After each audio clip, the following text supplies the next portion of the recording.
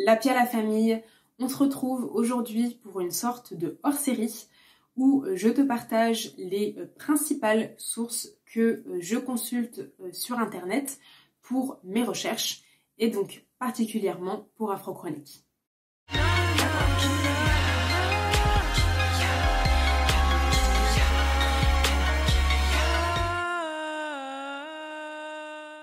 Quand j'ai commencé à m'intéresser à l'histoire décolonisée de l'Afrique et de sa diaspora, j'ai fait comme beaucoup de personnes, je pense, aujourd'hui. J'ai commencé par chercher sur Internet. À l'époque, j'étais très loin de vouloir créer un compte Instagram et une chaîne YouTube sur ce thème. Donc, pendant mon temps libre, je regardais des vidéos, je lisais des articles qui m'orientaient vers des livres.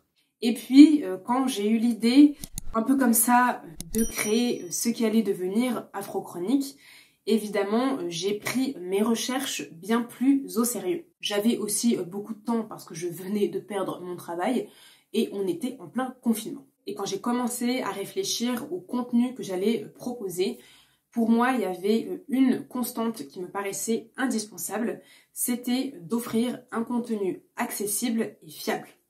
Alors attention, quand je dis fiable, ça ne veut pas dire que tout ce que je dis est la vérité. Ça veut signifier que les informations que je te partage se justifient par plusieurs sources, elles-mêmes fiables. Et c'est là qu'on arrive au sujet de la vidéo, parce que quand j'ai commencé à faire des recherches plus approfondies, je me suis rapidement rendu compte que les sources les plus populaires n'étaient pas forcément les plus fiables. On a différents cas de figure, notamment les copier-coller, de copier-coller, de copier-coller. Sinon, on a une absence de référence pour justifier les informations. Alors, ça ne veut pas dire que les informations sont fausses, mais quand on partage des connaissances, on est quand même souvent amené à citer un auteur, un spécialiste ou un autre document, et certaines pages restent très vagues là-dessus. Bref, en vérifiant les informations de certaines pages, je me suis rendu compte qu'elles ne pouvaient pas toutes être confirmées par d'autres sources, mis à part les fameux copier-coller. Et du coup, la vérification d'informations est devenue mon obsession. Pour tout te dire, je le faisais même pour Cher Anta Diop, c'est-à-dire le niveau. J'ai fini par comprendre que pour certains spécialistes, ce n'était pas indispensable. Après, ça n'est pas forcément inutile. Ça te permet de t'ouvrir à d'autres documents. Et par exemple, la série L'Afrique selon Diodore de Sicile ou Hérodote m'est venue en vérifiant les informations de National Agriculture. Donc, en faisant mes contrôles, j'ai pu éliminer certaines sources et en reconfirmer d'autres. Ça prend énormément de temps de vérifier les informations.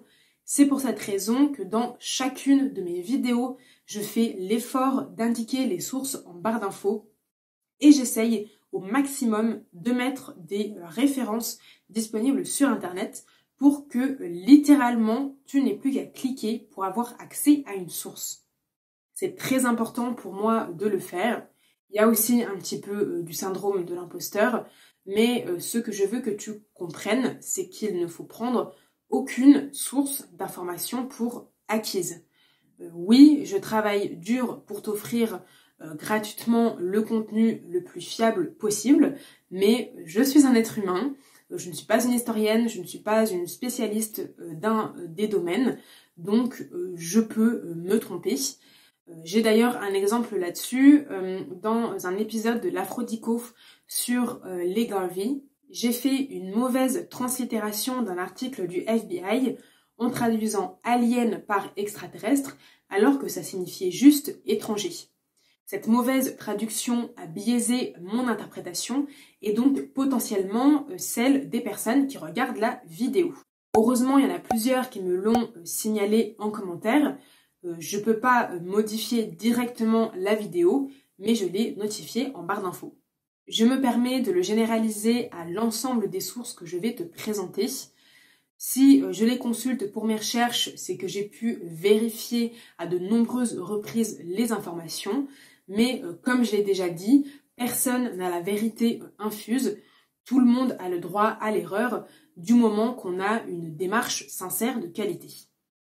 Ça me paraissait quand même important de le repréciser pour cette vidéo, sachant que les sources que je vais te présenter sont généralistes et donc quasiment toutes sur Internet, parce que c'est assez difficile d'aborder plusieurs thématiques dans un seul et même livre. Ce ne sont évidemment pas les seules sources que je consulte ou les seuls comptes que je suis, ce sont des références qui englobent de nombreuses thématiques et qui, personnellement, me servent soit de point de départ, soit de documents complémentaires à d'autres contenus. Tout ceci étant dit, on peut commencer par la catégorie des comptes Instagram.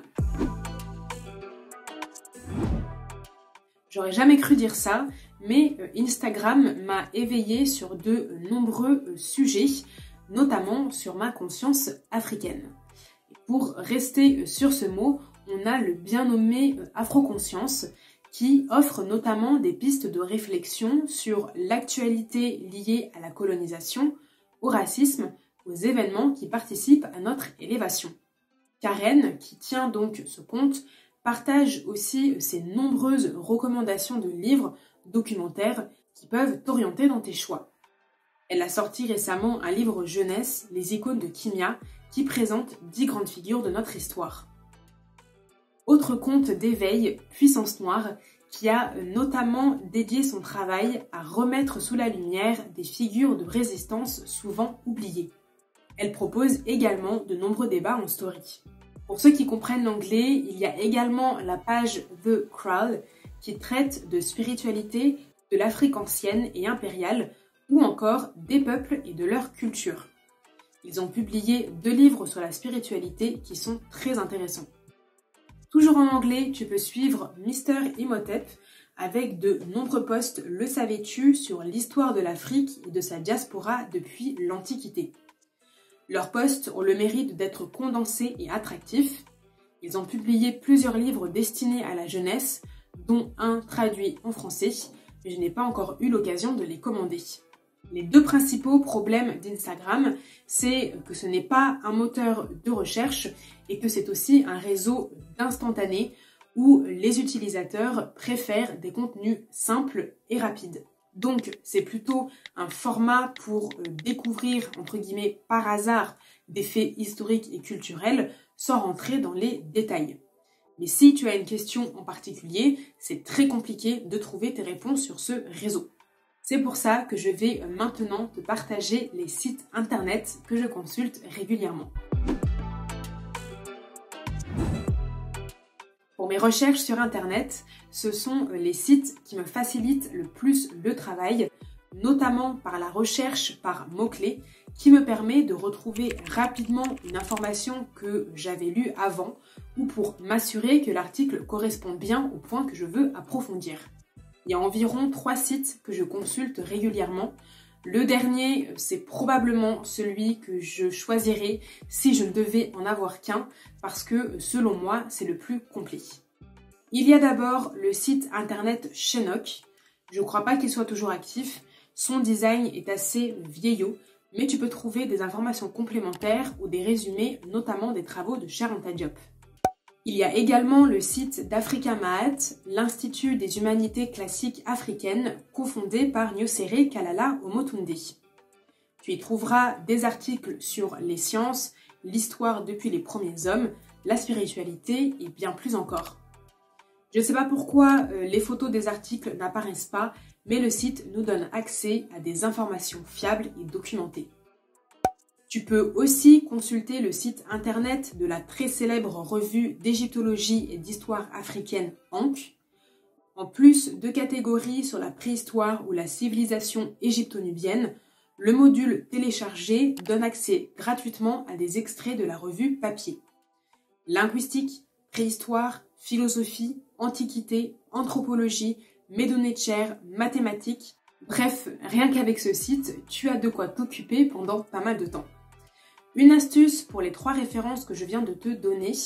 Si tu as besoin d'une information en particulier, je te conseille de regarder directement sur ton moteur de recherche en ajoutant le nom du site et tu trouveras plus facilement ce que tu cherches.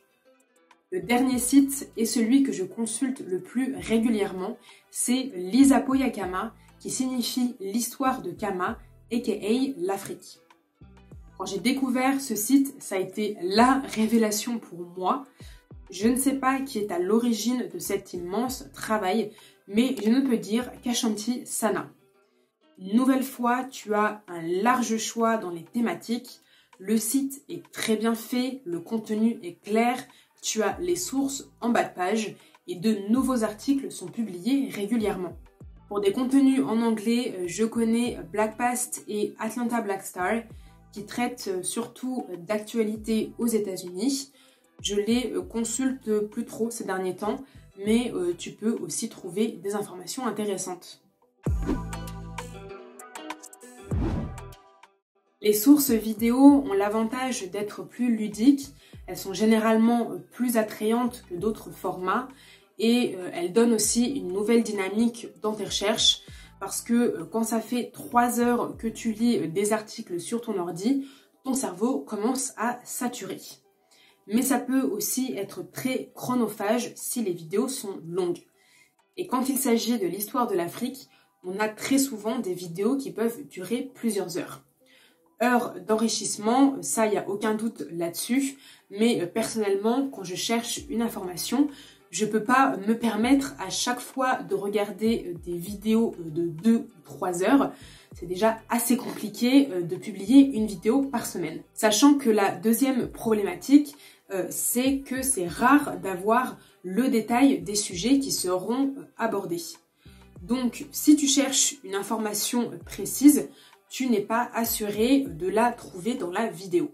Je parle toujours en tant que créatrice de contenu qui a besoin de vérifier les sources avant de partager une information.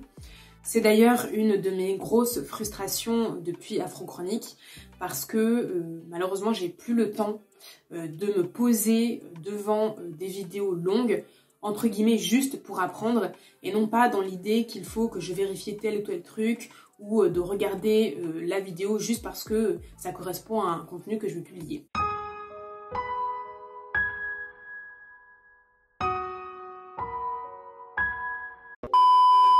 Pour ce qui est des chaînes YouTube, je regarde régulièrement celle de Mobali Makassi. Je l'ai découvert grâce aux vidéos de ses conférences et maintenant il invite des personnalités du monde entier pour partager leur savoir. Mathématiques, religion, santé, j'ai appris beaucoup de choses grâce à cette chaîne. Bon, je ne pouvais pas aborder l'histoire de l'Afrique sans parler de Grandeur Noire qui je crois n'est plus à présenter. Elle aussi aborde des thèmes très variés, personnalités africaines importantes, déconstruction de mensonges, partage de parcours inspirants, etc. Elle a également fondé sa maison d'édition et elle est en train de réaliser un documentaire en Afrique. Je sors un instant de YouTube pour te parler de la formation du sèche Kovir Ekmir, autre savant pluridisciplinaire. Cette formation est payante et elle donne accès à des conférences sur la philosophie, la préhistoire ou encore les religions. On revient à YouTube toujours avec le Sèche Kovi qui donne de nombreuses conférences à la librairie Tameri Sematawi avec Narmer. Ils ont commencé par mettre en lumière, je crois, 200 ouvrages essentiels de la Renaissance africaine. Donc non seulement ils te les présentent, mais ça les explique, les recontextualise, ajoute des informations complémentaires. Il y a également les conférences du savant Dimbombari Mbok, historien et auteur de nombreux ouvrages. Sur sa chaîne A Contrario, il partage ses recherches sur les Medu Neter, la spiritualité, plus globalement la civilisation kamite et son lien avec l'Afrique noire. Le chercheur Pierre Nilon publie aussi des vidéos sur la lecture des Medu Neter, ses similitudes avec d'autres langues africaines.